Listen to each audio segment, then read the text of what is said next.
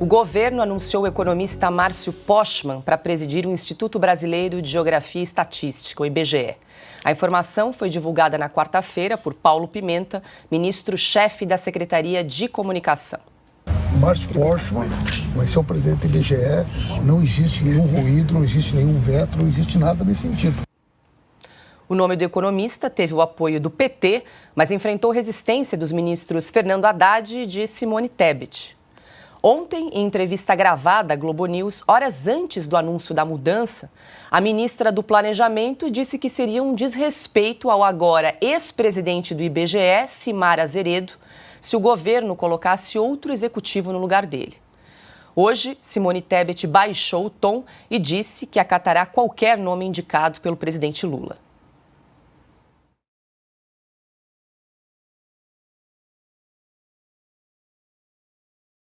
Apresentado. Então, diante disso, nada mais justo, óbvio, de atender o presidente Lula, independente do nome que ele apresentaria, que ele ainda não havia me apresentado. Então, diante disso, como o ministro Pimenta, não sabendo que na reunião que tivemos com o presidente não havíamos citado o nome, anunciou preliminarmente, e já está colocado. O nome será oficializado no momento certo, depois da conversa que teremos na semana que vem com o presidente Lula. Acataremos qualquer nome que venha.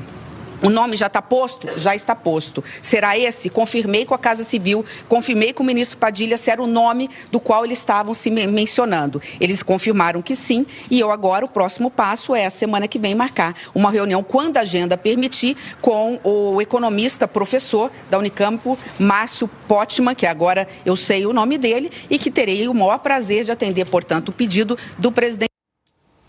Bom, a gente começa o nosso giro de comentários aqui em Oeste Sem Filtro, dando as boas-vindas a Rodrigo Constantino.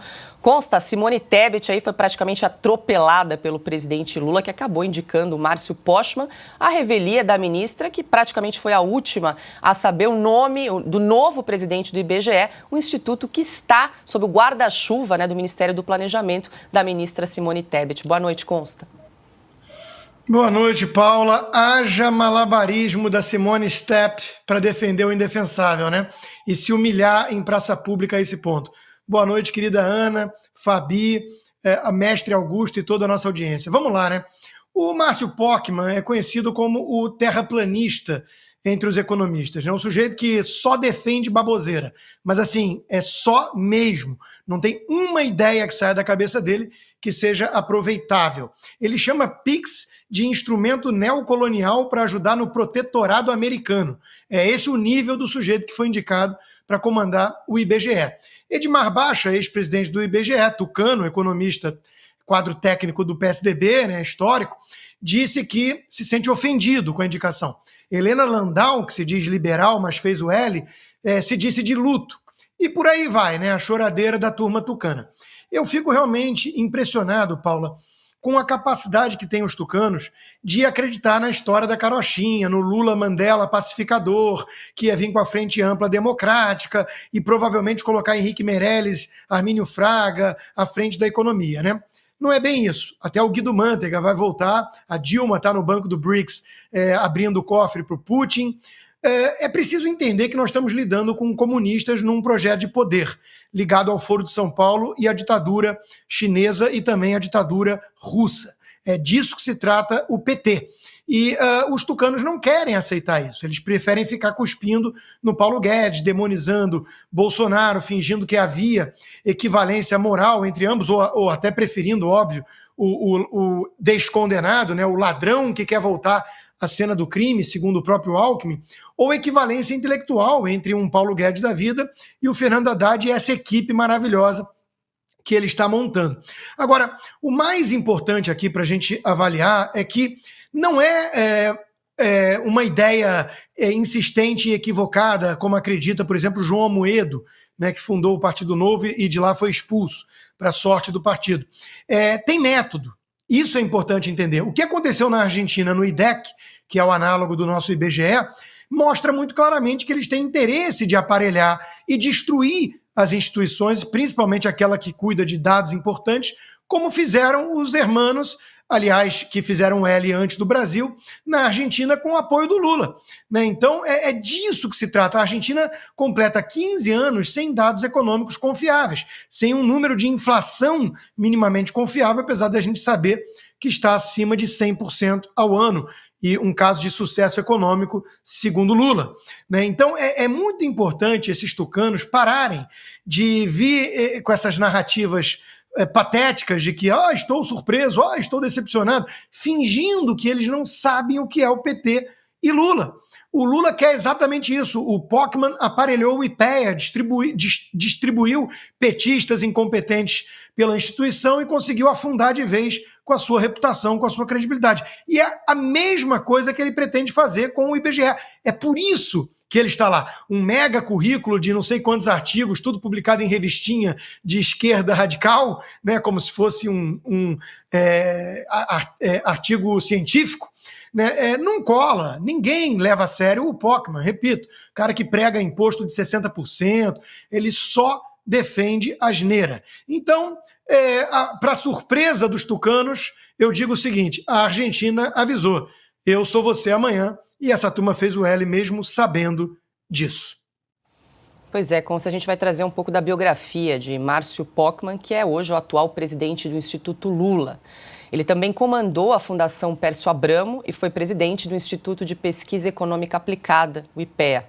O economista já criticou o Pix, meio de pagamento instantâneo criado pelo Banco Central. Em um tweet em outubro de 2020, ele escreveu: com o Pix, Bacen concede mais um passo na via neocolonial a qual o Brasil já se encontra ao continuar seguindo o receituário neoliberal. Na sequência, vem a abertura financeira escancarada com o real digital e a sua conversibilidade ao dólar, condição perfeita ao protetorado dos Estados Unidos. Já à frente do IPEA, Pockmann chegou a defender uma alíquota de até 60% para o imposto de renda, além da cobrança de um imposto sobre grandes fortunas. O economista também usou as redes sociais para criticar as reformas trabalhista e previdenciária. Desmontagem do assalariamento com o estancamento econômico, deformas trabalhista e previdenciário e fiscalismo dentista colapsa o Fundo de Amparo ao Trabalhador, que precisa transferir parte do que arrecada do PIS/PASEP para o pagamento das despesas previdenciárias. Ele também defendeu jornada de trabalho de 4 horas por dia em 3 dias por semana para ajudar a resolver os problemas sociais. Ana Paula Henkel, muito boa noite. O salário de Pockmann aí no posto de presidente do IBGE pode chegar a R$ 26.500. Boa noite, Ana. Que currículo, hein, Paula? Olha, realmente é de deixar de cair o queixo. Boa noite, Paula. Boa noite, Constantino, querida Fabi, mestre Augusto e toda a nossa audiência maravilhosa. Eu acho que o nosso economista hoje aqui, ainda bem que quando a gente fala assim de auras econômicas, né, no Brasil, o Constantino está com a gente toda quinta-feira. O Consta já passeou por quase tudo, né, que eu também tinha anotado aqui para falar, fazendo uma breve pesquisa na internet. Agora você trouxe essas informações. A demonização do Pix, né, o Pix que movimenta a economia de uma forma impressionante, né? Antes tinha que pagar aquelas taxas caríssimas para TED, para DOC. Agora o cara que vende algodão doce, né, num golpe de Estado, pega o Pix ali na hora no celular, o cara do mate na praia no Rio de Janeiro do Constantino e assim por diante, né? Então ele demoniza exatamente essa independência financeira, porque a esquerda marxista, esse marxismo aí que cheira naftalina, né, o imperialismo estadunidense, o neoliberalismo, pura naftalina isso. Essa gente não gosta que o cidadão ele seja independente intelectualmente, socialmente, financeiramente. Eles querem o cidadão ali amarrado com o Estado e o Estado resolvendo, entre aspas mesmo, muitas aspas, os problemas do cidadão, porque na verdade esses marxistas eles só querem dividir para conquistar e depois controlar a vida das pessoas. Lembrando, Paula, que você disse que ele foi presidente, né, da Fundação Perseu Abramo de 2012 a 2020, E, curiosamente, um dos pilares dessa fundação é o quê? Exatamente organizar o Foro de São Paulo. Sim, o convescote dos comunistas, dos neocomunistas e todos aqueles que querem um projeto de poder nefasto comunista para a América Latina.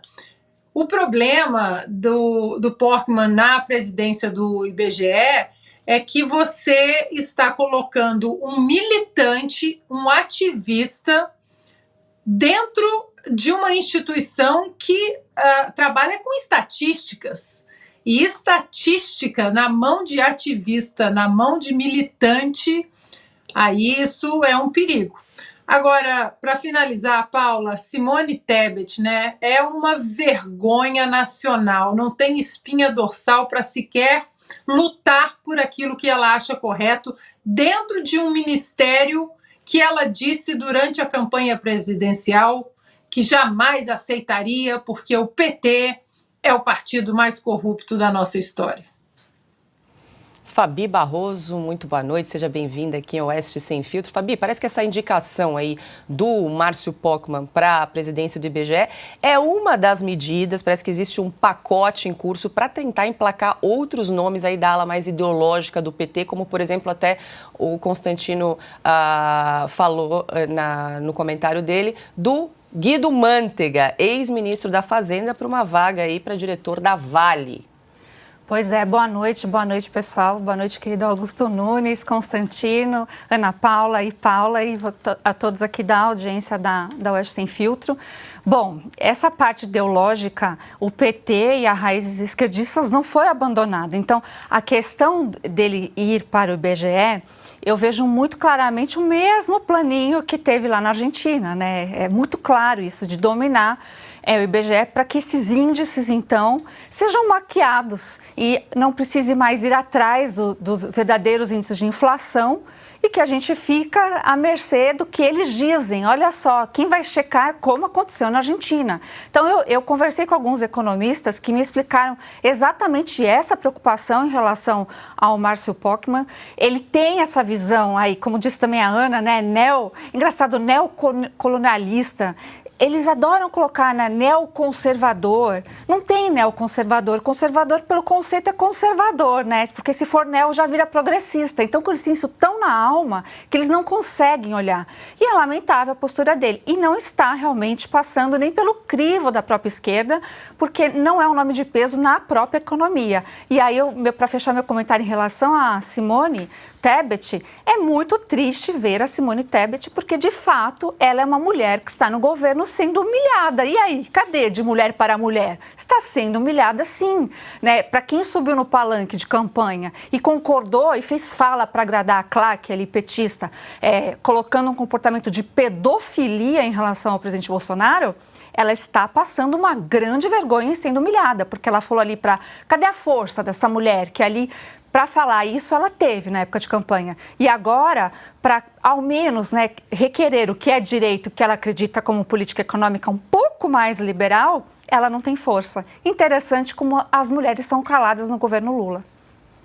Augusto Nunes, boa noite. Estamos aqui discutindo um posto importante da presidência do IBGE que pode produzir cálculos e recomendações para influenciar em políticas públicas no país, né? E pegando um gancho até do que a Fabi disse da ministra Simone Tebet sendo humilhada, pouco tempo atrás ela prestou uma homenagem ao presidente Lula. Vamos acompanhar.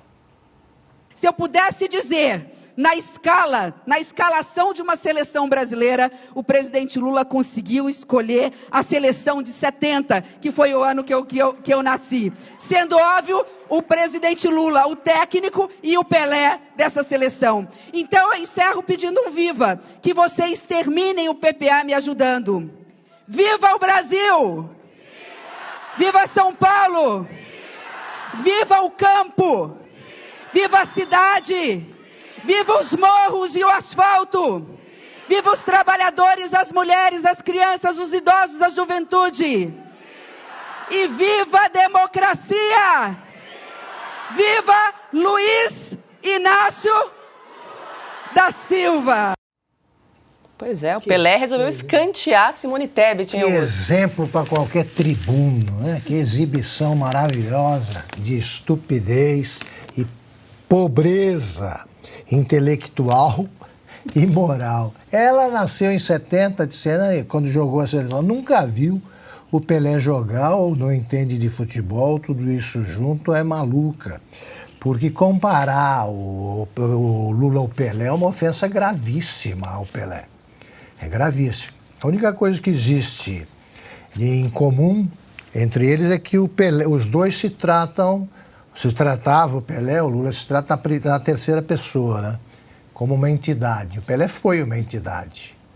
O Lula é outra coisa, né? O Lula fez isso como se fossem dois. Um já conseguiu destruir o Brasil, imagine se houvesse mais um. Então, ele vai recorrendo à ajuda dos seus auxiliares. O POC é o homem da vez. Esse eu também conheço, ele é inventor da teoria de que é possível transferir pobre para a classe média sem aumentar salário. Foi isso que ele fez. Ele decidiu no IPEA que a partir de 1.200, num determinado ano, já faz tempo, governo Lula, a partir de 1.200 e poucos reais você pertencia à classe média, ponto final. Não tinha acontecido mais nada, os preços continuavam do mesmo jeito e tal, não dava para ser da classe média. E ele botou meio mundo na outra classe, por isso o Lula diz que acabou a pobreza, o Brasil virou classe média de ponta a ponta, por causa dele. Imagine que ele não vai fazer com os números agora, esse é o POC. Mas o que me impressiona é a capacidade infinita de suportar humilhações, demonstrada pelos devotos da seita que tem no ladrão o seu único Deus. O Lula faz o que quer com quem se aproxima dele, o que quer, não só com petistas. Ela foi humilhada, tá? Porque ela não foi nem consultada, ela soube pelo Paulo Pimenta. Aí disse, não, o presidente escolheu e tal. Tenha coragem de cair fora, tem alguma vergonha. Ela disse, olha, não me sinto bem nesse coisa, vai para casa. Essa turma, para se segurar no governo, renuncia a tudo, começando pela altivez. O Jânio Quadros, que era maluco, tal, dizia uma frase interessante. Ele falou, nesse país aqui eu renunciei a presidente da República. Não se renuncia nem ao cargo de síndico para manter algum tipo de poder. É o que ela está mostrando. Ela está lá pendurada já. Sim, você tem o pescoço cortado, só falta um vento para cair e você acha ainda que a guilhotina está longe. Ela, Ana Moser, Marina, então, de novo, essas mulheres, no caso, estão repetindo o que fizeram tantos outros e tantas outras sempre. O presidente Lula é o Pelé, né? É o Pelé. Se é o Pelé, por que ela foi jogar contra ele? Por que não apoiou desde sempre? Por que não se juntou no começo? O que ela acha que vai acontecer? Ela vai manter o espaço político para ser alguma coisa? Ela perdeu a eleição presidencial na cidade onde ela foi prefeita. Imagine agora. Ela, pelo que ela disse, não é necessária a presença dela no ministério. O Lula escolhe. E ela sabe que não é uma escolha pessoal do Lula, também é partilhada aí por gente que sabe que a Simone Tebet, aos olhos do PT, é nada. Ela só está dando um recado ao Brasil. Ela deve ser considerada um nada por todo mundo. Ana, quer complementar nesse tema? É só porque esse vídeo é tão vergonhoso, é tão vergonhoso que quando a gente assiste, a gente fica tenso, né? Assim, como alguém pode se submeter a isso, a esse tipo de humilhação, a esse tipo de vergonha. Basta uma pesquisa rápida aqui em 2022 sobre a campanha presidencial que você vê aqui Tebet afirma que caciques do seu partido que apoiam Lula sempre estiveram envolvidos em escândalos de corrupção, lado de lá da história. Aí mais para frente. O Lula me perguntar sobre corrupção, por favor, né? Não estou aqui para passar a mão em ninguém. Ele veio e perguntou: teve ou não teve corrupção no governo Bolsonaro? Ele podia ficar sem essa. Eu respondi que teve, mas que começou no governo dele com o mensalão e o petrolão. E agora ela está viva Lula. Simone Tebet, a senhora é uma vergonha para a política brasileira e para as mulheres. A senhora não me representa em absolutamente nada, não tem espinha dorsal, se ajoelhou para o sistema, disse que não aceitaria cargo nenhum durante o segundo turno. Se eu não chegar no segundo turno, não vou aceitar ministério, cargo nenhum. Imagina, Deus me livre aqui. A corrupção começou, o mensalão e o petrolão começaram no governo do Lula, no governo do PT. E agora viva Lula. A senhora é uma vergonha, Simone Tebet. O Consta se enxerga mesmo que pode ter aí um pacote de mudanças para tentar emplacar outros nomes da ala ideológica, como você disse, aí o Guido Mantega, por exemplo? Não resta a menor dúvida, Paula, nós temos que saber que não estamos lidando com frente ampla democrática alguma. Isso foi um engodo, uma criação midiática da Globo e companhia e do próprio PT para enganar trouxa, né? E tucano adora ser feito de trouxa por petista, né? Eu brinco sempre que todo tucano, quase todo, tem raras e honrosas exceções, Carlos Sampaio vem à mente, mas quase todo tucano desce sempre do lado esquerdo do muro e de preferência no colo de um petista. Então eles acreditaram nessa história, Armínio Fraga, a companhia, todo mundo fazendo L, talvez na esperança de que eles pudessem participar do governo, dar as cartas na economia, né? E olha o que nós estamos vendo. Fernando Haddad é o ministro, e já é um ministro elogiado pela imprensa e pelos tucanos. É a voz da moderação. Quando o Fernando Haddad vira a voz da moderação, o símbolo da responsabilidade fiscal num governo, a gente sabe que o governo naufragou. Só não querem aceitar. Então vai vir Mantega, a Dilma assumiu o BRICS, e não é para posto de rainha da Inglaterra bem remunerada. Ela estava com o Putin esses dias abrindo o cofre do Banco do BRICS para financiar o cara que está tentando ocupar. Isso sim é neocolonialismo, viu, Pockmann? Isso sim é imperialismo, só que soviético. Aí é do bem, né? Então, está querendo ocupar a Ucrânia. E o mundo inteiro ocidental defendendo a Ucrânia e chocado que a turma do Biden aqui nos Estados Unidos ajudou, né? Eles se vangloriam de ter ajudado o Lula a vencer, eles se vangloriam, ingerência em democracia e soberania nacional, né, em outro país. Os republicanos aqui apontaram para esse problema, e agora eles estão perplexos, assim como Armínio Fraga e os demais tucanos, que o Lula parece mais simpático à China, fala de superar o dólar, fala de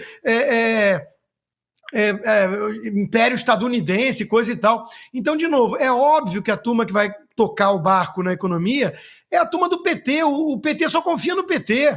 O PT não quer saber de frente ampla coisa alguma, e de democracia muito menos, né? Primeira coisa que o Lula fez foi estender o tapete vermelho para o Maduro, o herdeiro do Hugo Chávez na Venezuela. Então, é claro que eles vão aparelhar, colocar os seus apaniguados, os seus petistas, sindicalistas, em tudo que é cargo-chefe. O Aloysio Mercadante comanda o BNDES, minha gente. Então, vamos falar sério, vamos falar sério. O Brasil está acelerando, mas pisando fundo no acelerador em direção à Argentina, quiçá a Venezuela, né? A Argentina é o ponto intermediário para reabastecer. Então, é disso que se tratava a volta do Lula à cena do crime. Agora, achar que Alckmin é que vai ser o homem forte ali é brincadeira, né?